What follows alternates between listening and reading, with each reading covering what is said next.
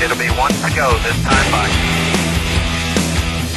Coming to the green, buddy, coming to the green. Let's go get him. Go, go, go, go, go, go, go.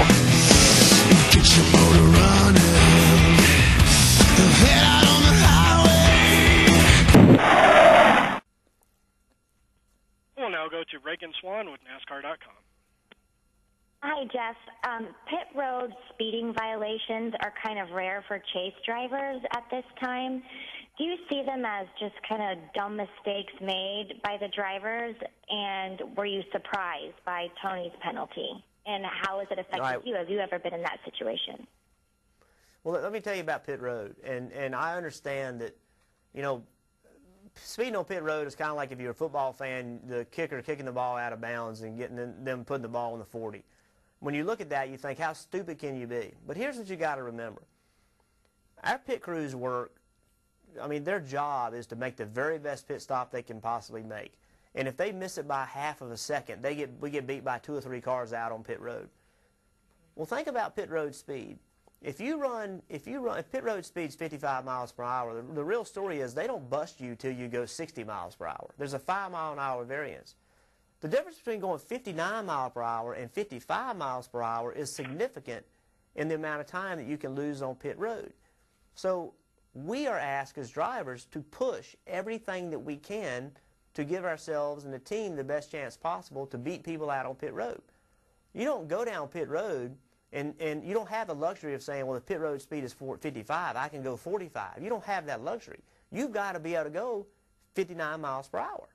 And we do that with a tachometer. We don't have a speedometer. We do it by looking at RPMs. It's not an exact science.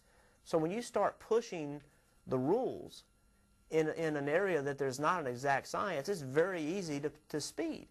If you're trying to do your job 100%, if you're trying to go 59.9 mile per hour down pit road versus 45 mile an hour, that's a huge difference. And it's a huge difference in how your pit crew can perform. So on the surface of it, a pit road speeding incident looks like a really, really stupid mistake. But when you really dig into it, we are trying to get 100% of our speed so that we can have the best pit stop and obviously beat people out on pit road. Thank you. Once again, as a reminder, that is *1 to ask a question. And next we'll hear from Dwight Drum with racetake.com. Hi, Jeff. While growing up, did you ever see yourself being a part of a grand show like NASCAR and acquiring the celebrity status that goes with it now? No, I never. Not only did I never even really thought about it. I mean, honestly, I didn't. When I was racing go-karts, I was dreaming of driving a race car, but I really wasn't dreaming of driving in what was in Winston Cup. I didn't think like that. And as a matter of fact, I still don't think like that today, but I always wanted to be a race car driver. That's what I wanted to do, but I never really put A and B together and realized that for me to be at the top series, I had to be a Cup driver. I never really put that together. So, you know, I just always wanted to race, but I never really knew how or what or when, but I knew I wanted to race. So, no, I never did imagine it. From outside the fences, fame might look real glamorous. Could you tell a fan maybe what the glamour isn't really all it is, or maybe it is what you maybe it does look that way? Well, you're not going to get me to tell you that I don't have the best job in the world. I mean, there's certainly you know, it's certainly not just showing up on a Sunday afternoon and driving a car around. You know, it's certainly not like that. I think that there are a lot of real casual fans, kind of every so often fans, that don't understand the amount of effort, energy that it requires to be in this sport. You know, when I tell people that we have 400 employees, their jaw hits the floor. They have no idea. You know, they think it's like 12 of us maybe. They just don't understand how big it is.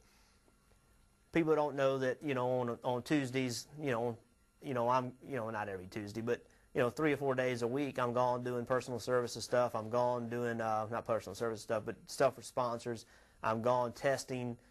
Those things aren't in the media, so you don't see them.